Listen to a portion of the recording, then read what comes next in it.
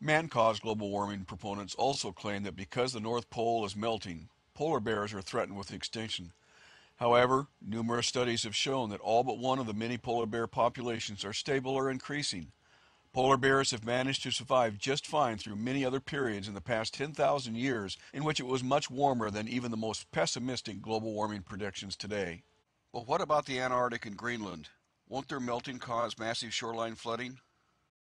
It's considered relatively more stable, however, than another big body of ice that's roughly the same size. Greenland would also raise sea level almost 20 feet if it went. If Greenland broke up and melted, or if half of Greenland and half of West Antarctica broke up and melted, this is what would happen to the sea level in Florida.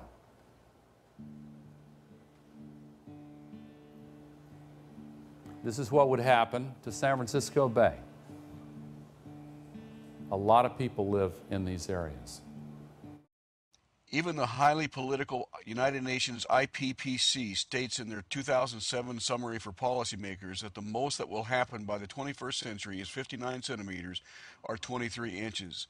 The only possible reason that Al Gore would use such a blatant distortion of truth would be to create a sense of raw fear in the video's viewers. Tragically, the inconvenient truth has been repeatedly shown to thousands of naive elementary and high school students who have little to no basis to judge the merits of what they are watching. Not only is Al Gore's assessment extremely exaggerated, but there is compelling evidence that many parts of Antarctica are getting colder, and the center of Greenland's ice cap is actually growing, not melting. The evidence for Greenland is quite dramatic.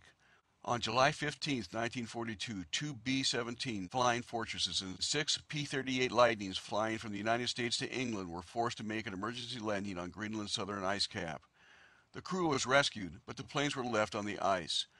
In 1988, Pat Epps and Richard Taylor led a team to find these missing planes. They expected to find them within 40 feet of the surface. They did not. After several years of failure, the planes were finally found in 1992.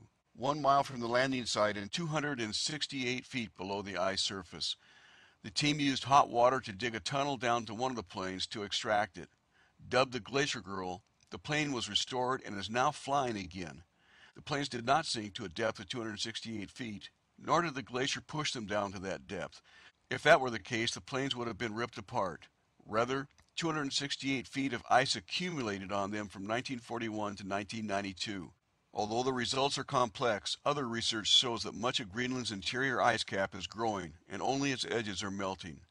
In balance, there is only a slight decline for the entire continent.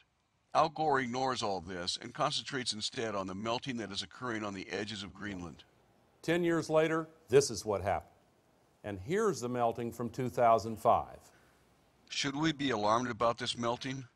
800 years ago, the Earth was considerably warmer than it is today. The Vikings settled in southern Greenland and prospered in an agrarian culture. That period is known as the medieval optimal or medieval warm period, and the Vikings grew crops where much of the melting is occurring today. By 1400, when the temperature was about what it is today, the climate had become so cold that the Vikings had to abandon many of their settlements. If these same Vikings were here today, they would undoubtedly tell us that this warming is not such a bad thing. When the Vikings were sailing in Arctic waters, and when the Vikings were farming in Greenland in soil that's now permanently frozen. The question is then, what caused that warming? It certainly wasn't human-produced CO2. The answer may be in the sun.